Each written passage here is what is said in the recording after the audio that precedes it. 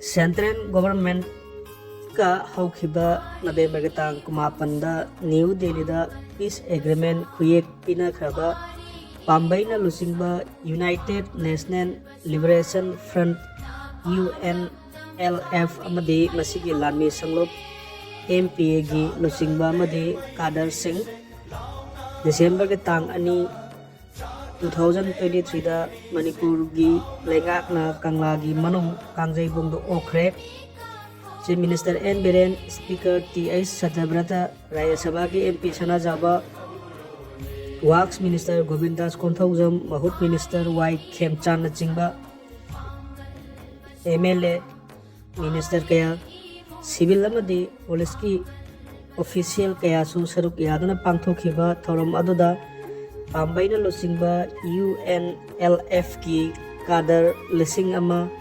Romda Lingyan yaduna ikai khumnaba utki Manipur gi ningtamagi wafam natana kaidong nungda yasinaba tawroi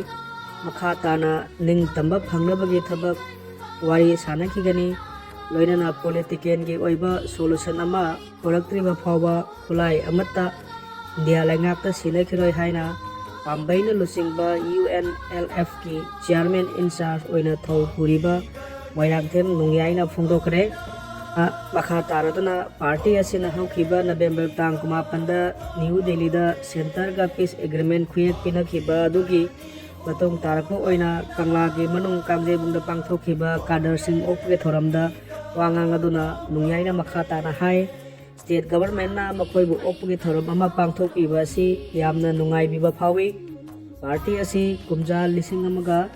samapan hupu marigi November 13 da hek lingkhatlakpadagi Maitai Naga Kuki Purukki mioi kayana thau puduna lakhibani ahanba lingkhatpa matam adudasu Naga gi mioi amana chairman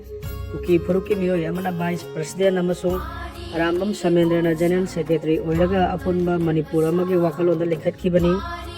kumja lisingama samapan mabdha gi matamdagi khulai paiba haukiba party asina masi mahaki